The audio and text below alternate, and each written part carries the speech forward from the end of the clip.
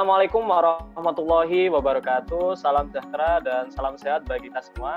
Halo sahabat semuanya, semoga sehat selalu ya. Wajib untuk kita menjaga kesehatan jasmani dan rohani di tengah pandemi Corona COVID-19 ini. Perkenalkan, nama saya Muhammad Aliksan, selaku moderator pada acara Bikes, singkatan dari Bijar Podcast, pada kesempatan kali ini. Sebelumnya terima kasih kepada pembina Genbi, teman-teman Genbi dan rekan-rekan semuanya yang telah menyelenggarakan podcast pada kesempatan kali ini. Dan tentunya saya ucapkan terima kasih pada pemateri kita kali ini, Mas Muhammad Taufikur Rahman. Halo Mas, apa kabar? Alhamdulillah, baik. Alhamdulillah, terima kasih sudah menyempatkan hadir di tengah kesibukan yang padat ini ya Mas ya. Iya, saya juga senang kok diundang sama Genbi, bisa silaturahmi lagi sama teman-teman Genbi. Baik. Terima kasih ya Mas ya. Oke.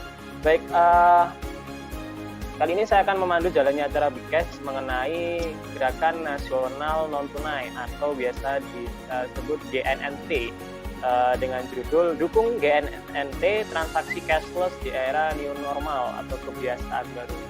Baik, sesi podcast kali ini akan diawali dengan pemaparan materi tentunya oleh Mas Marta dan dilanjutkan dengan sesi question and answer atau Q&A dari pertanyaan yang telah ditampung sebelumnya di Instagram Story Q&A Genbi Jember. Tema Bikes kali ini adalah GNNT. Jadi Gerakan Nasional Non-Tunai merupakan gerakan penggunaan alat pembayaran non-tunai yang dicanangkan oleh Bank Indonesia pada tanggal 14 Agustus 2014. Tujuannya yaitu menumbuhkan kesadaran sekaligus meningkatkan penggunaan non-tunai di kalangan masyarakat. Salah satu manfaat GNNT adalah nanti akan lebih aman dan praktis dalam pembayaran. Nah, nanti lebih jelasnya pasti akan disampaikan oleh Mas Marta kali ini.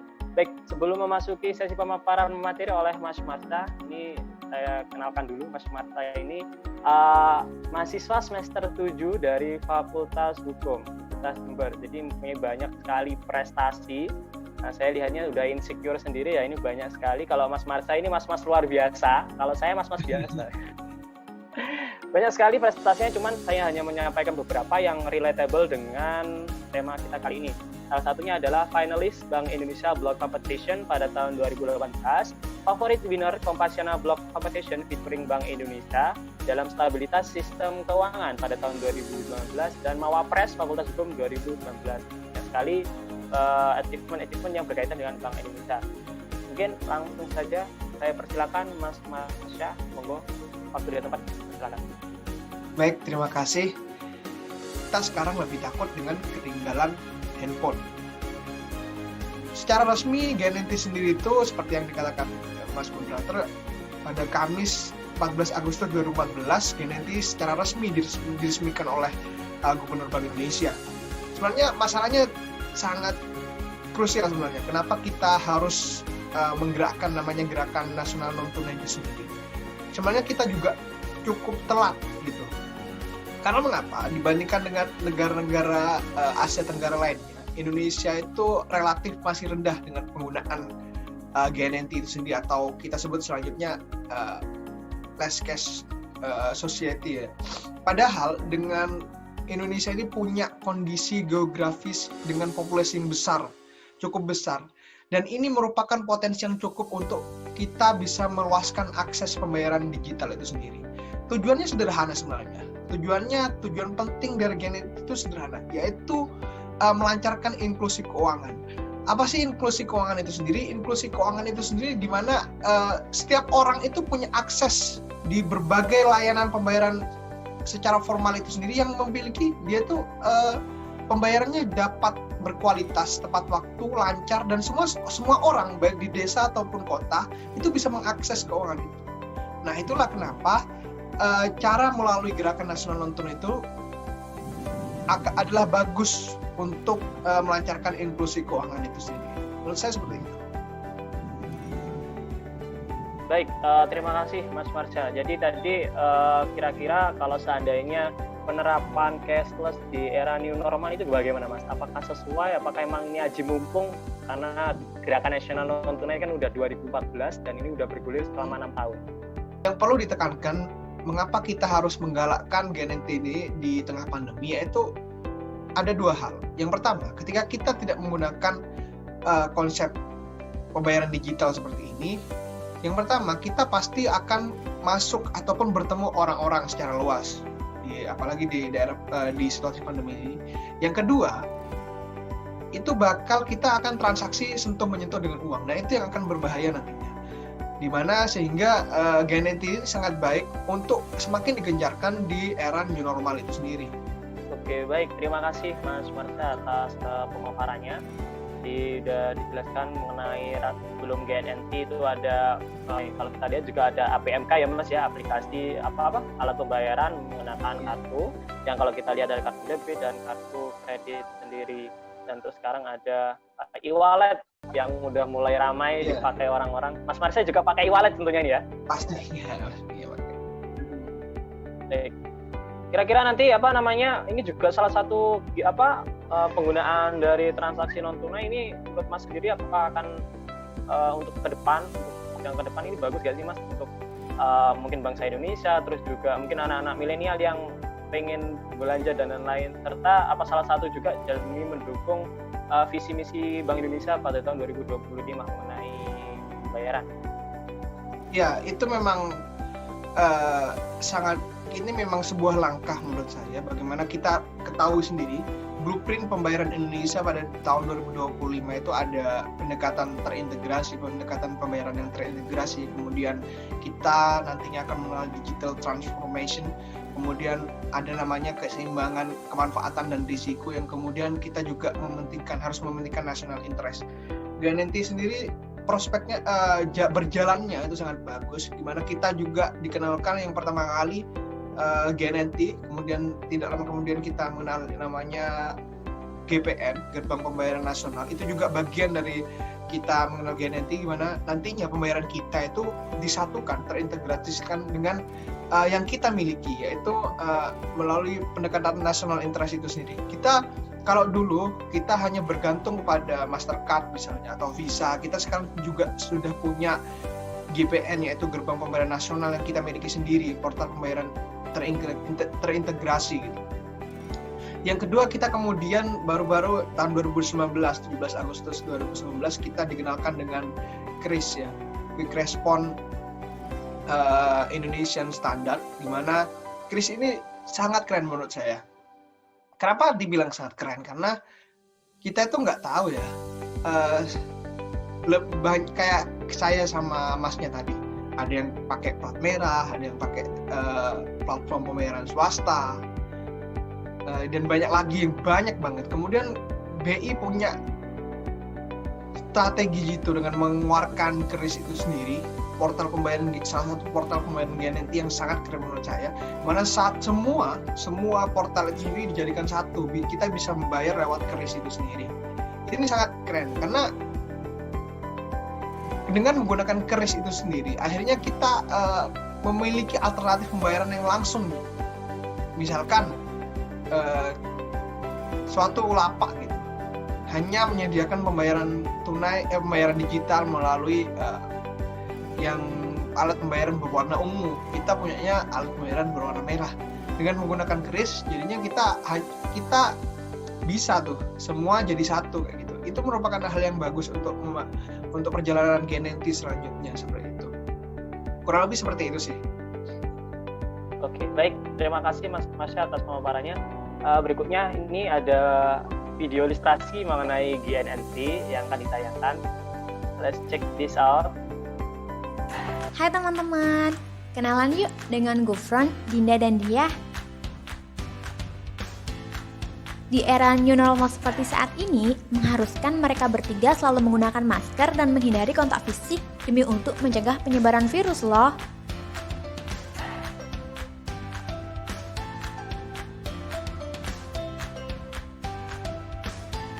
Sepertinya Gufron lupa bawa dompet nih. Mau bayar pakai uang tunai. Jangan dulu, jangan gunakan uang tunai. Karena uang tunai menjadi salah satu faktor penyebar virus loh. Lalu, gimana dong melakukan pembayaran agar tidak menyebarkan virus? Nah, GNNT solusinya. GNNT adalah Gerakan Nasional Non-Tunai yang diusung oleh Bank Indonesia. Transaksi dengan non-tunai atau cashless pastinya lebih cepat, tepat, dan aman. Yuk beralih ke cashless. Udah kan pakai transaksi non tunai? Nggak ribet? Yuk sama-sama pakai transaksi non tunai.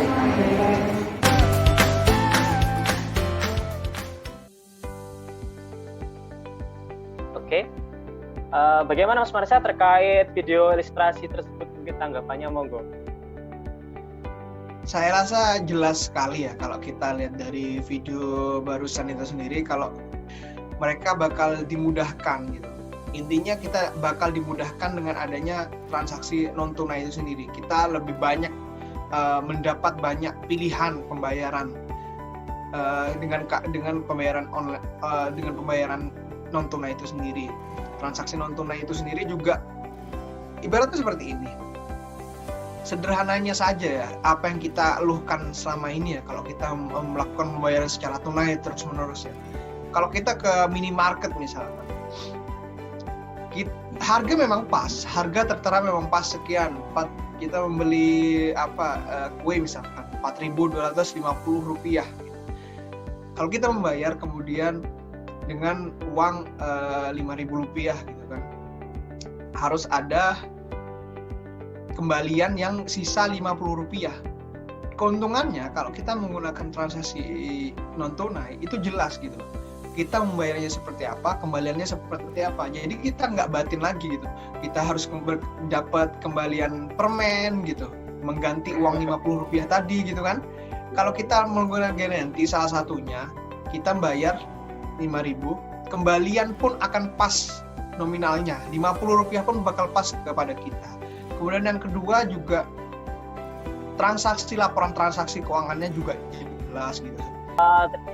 Baik, terima kasih atas responnya Mas Marsha. Berikutnya ini masuk dari Q&A. Ini ada beberapa pertanyaan mengenai GNT dari teman-teman yang sudah mengisi di story Q&A dari Genbimber. Baik, yang pertama, dilansir dari CNN Indonesia, menurut Asosiasi Serikat Pekerja Indonesia, disingkat ASPEK, menilai bahwa GNNT hanya menguntungkan pihak perbankan saja. Is that true atau itu benar? Jika tidak, lalu apa yang mendasari munculnya pernyataan yang dikeluarkan oleh anggota ASPEK? Masuk tanah pertanyaan kita. Monggo. Iya, sangat oke. Pertanyaannya sangat keren banget ini ya. Jadi gini, mungkin seperti ini ya. Mungkin ASPEK berbicara bahwa GNNT bakal menguntungkan perbankan gitu sendiri. Mungkin mereka menganggap bahwa masyarakat ada potensi dana akan mengendap berjuta-juta rupiah, bermiliar-miliar rupiah, bertriliun-triliun rupiah dari GNNT itu sendiri yang hanya akan menguntungkan perusahaan perbankan gitu. Mereka memberikan contoh kita menggunakan e-tol gitu. E-tol kemudian kita harus ngisi dulu, ada beberapa dana yang mengendap kemudian bakal menguntungkan perbankan itu sendiri. Kemudian selain itu mereka juga menganggap akan menghilangkan banyak sekali pekerjaan. Tapi di sisi lain kita harus perhatikan bahwa digital transformation itu sendiri itu kita nikmati semua. Kita nggak bisa elakkan hal itu, bahwa kita menikmati hal itu. Kita tidak bisa mengelakkan hal itu seperti itu. Jadi apapun yang terjadi sekarang, mau tidak mau kita harus mengikuti, menjelaskan. Kita nggak bisa dong terus-terusan menggunakan uang tunai ketika sebuah negara trennya sudah menggunakan cashless gitu loh. Mereka juga mengakui dengan cashless semua akan berjalan dengan lancar, inklusi keuangan berlancar. Kita nggak bisa diam di tempat di sini. Karena semua orang sudah menikmati adanya perkembangan digital itu, jadi maka kita nggak bisa mengelakkan itu semua. Contohnya seperti ini ya, realitanya seperti ini. Bank mungkin bisa jadi pendapat ASPEK bakal diuntungkan, tapi di sisi lain memang bank itu dituntut untuk adanya konsep digitalisasi bank, konsep digitalisasi banking. Kemudian mereka juga dituntut adanya retail payment yang harus tersedia 24 jam per hari, 24 jam dalam seminggu gitu loh. 24 jam dalam seminggu mereka harus siap di situ. Harus real time, kemudian near free atau mereka harus kalau bisa menggratiskan hal tersebut. Kemudian mereka juga harus siap dengan financial infrastructure gitu kan. Kita juga harus siap dengan pembenahan pasar keuangan. perlindungan data dan perlindungan konsumen, semua perbankan pada akhirnya dituntut untuk menjelaskan dengan adanya perkembangan digital itu sendiri kan. Ini tidak bisa dielakkan. Kemudian semua lapisan, semua stakeholder menurut saya diuntungkan dengan adanya GNNT. Kemudian apa manfaatnya dari sisi masyarakat itu sendiri gitu kan? Selain adanya yang sudah kita ulas tadi ya Mas ya, yang penting kita berbicara tentang data gitu. Data itu dengan adanya GNNT itu tidak terpusat dengan satu perusahaan data yang menampung data tersebut. Kalau aspek tadi perspektifnya, kita bicara tentang perspektif juga ya.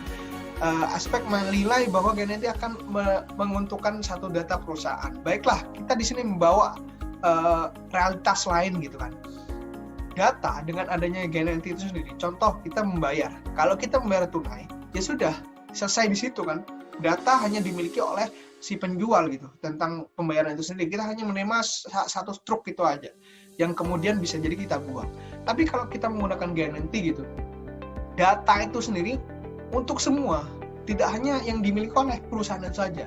Kita juga memiliki data itu sendiri. Kita tersimpan melalui notifikasi email seperti itu kan, notifikasi dari SMS gitu sendiri. Kita punya data itu. Jadi kalau kita bayar tunai data dia aja yang punya kan, perusahaan aja yang punya, produsen aja yang punya. Kalau digital kita semua juga punya data. Kemudian juga ini juga sangat penting menghilangkan namanya markup anggaran gitu, yang karena semuanya itu sudah online dan digital gitu. Kita bakal susah untuk markup karena semuanya sudah tercloud, sudah tersimpan secara digital. Kurang lebih seperti itu sih. Baik, terima kasih Mas Marsha. Berikutnya, ini Mas, GNNT ditunjukkan untuk meningkatkan kesadaran masyarakat. Nah, bagaimana cara mudah penggunaan GNNT agar bisa dipahami bagi masyarakat yang tinggal di pedesaan, masih awam dengan teknologi nih, gimana? Oke, jadi teman-teman kita yang di pedesaan maupun di pesisir maupun di daerah yang tidak tersentuh gitu kan, istilahnya tidak tersentuh walaupun sebenarnya sudah tersentuh gitu, secara bertahap dapat tersentuh. Kita harus memahami bahwa Bank Indonesia juga ada namanya agen LKD, agen layanan keuangan digital yang sudah ditempatkan di desa-desa itu sendiri. Ada agen resmi untuk melakukan kita setor uang kemudian membayar pembayaran secara online gitu kan. Tidak dapat dipungkiri kan, apalagi zaman-zaman sekarang semua sudah hampir semakin tahun semakin meningkat gitu. Tidak dapat dipungkiri semua masyarakat Indonesia bakal memegang namanya smartphone gitu kan. Ini memang langkah yang baik ketika Bank Indonesia memberikan adanya layanan keuangan digital di desa itu sendiri untuk memperluas bagaimana masyarakat di desa, masyarakat di pesisir untuk dapat menggunakan instrumen non tunai itu sendiri gitu kan.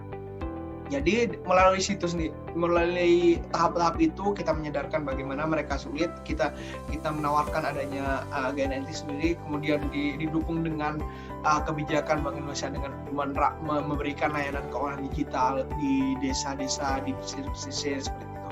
Yang penting setelah semua itu sudah ada infrastruktur, kemudian dukungan sarana dan prasarana itu sudah tersedia semua, bagaimana kita lebih lanjut memahami, memahamkan gitu loh, bagaimana penggunaan GNNT di masyarakat desa itu terus berjalan dengan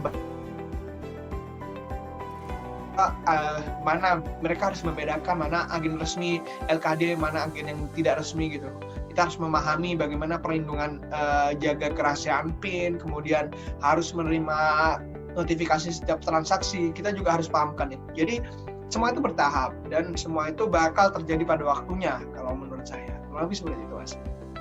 Baik, memang kalau dilihat memang secara urgensi itu sebenarnya untuk mendukung visi misi BI juga 2025, dan sebenarnya kalau kita lihat memang kita harus survive sih, memang harus bertransformasi. Kita nggak mau jadi negara yang ketinggalan gitu banding dari negara-negara lain sudah menerapkan pembayaran non tunai, dan sebenarnya kan ini juga salah satu mengurangi transaksi cost dan mengefisiensikan transaksi baik dari barang dan jasa sendiri. Baik, pertanyaan berikutnya Mas. Ini kan dengan adanya GNNT, kalau kita lihat non tunai, pembayaran tunai ini membuat orang semakin konsumtif. Ini bagaimana untuk menghindari pola hidup konsumtif tersebut? Oke.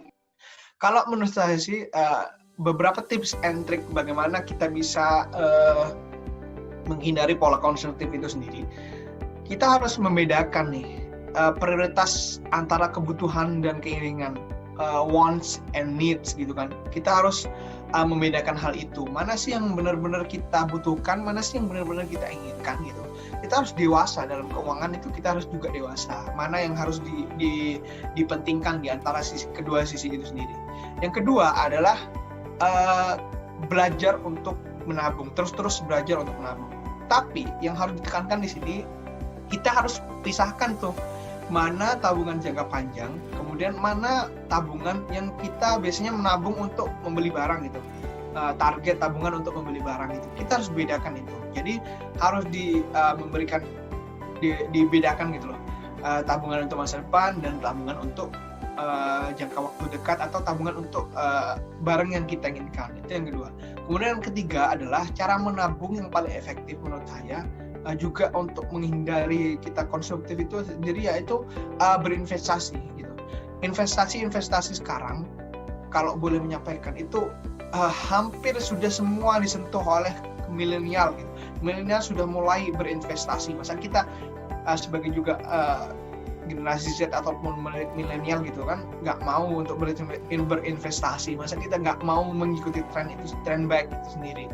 Kemudian yang tips and trik selanjutnya adalah coba kita untuk berwirausaha. Kita harus mengalihkan kebiasaan konsumtif kita menjadi kebiasaan produktif dengan cara wirausaha. Dan yang terakhir adalah cobalah kita untuk beramal, bersedekah, berbagi, dan itu merupakan penting untuk dalam keuangan kita gitu loh. Seperti itu Mas.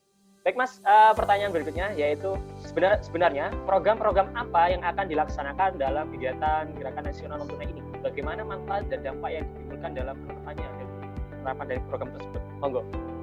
Oke, program-programnya itu sebenarnya kurang lebih seperti ini. Adanya standarisasi pembayaran ya. Yang terpenting itu kita punya standar pembayaran yang kita punya sendiri. Kemudian yang kedua adalah GNNT sini programnya adalah integrasi keuangan. Kemudian interkoneksi jaringan-jaringan ATM. Kita terbukti juga dengan kita dikenalkan dengan GPN gitu kan.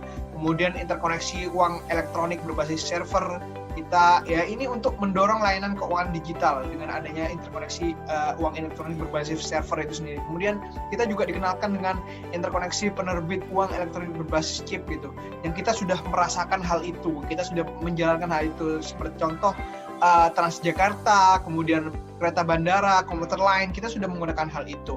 Manfaatnya nanti bakal bagus sekali, di mana kita dikenalkan, kita menjadi sebuah society, yaitu dinamakan dengan less cash society. Kemudian banyak hal yang bakal kita dapat dengan adanya GNNT sendiri dengan menggunakan program-program yang tadi saya sudah sampaikan. Kurang lebih seperti itu, Mas. Oke, baik, terima kasih. Sangat bermanfaat sekali.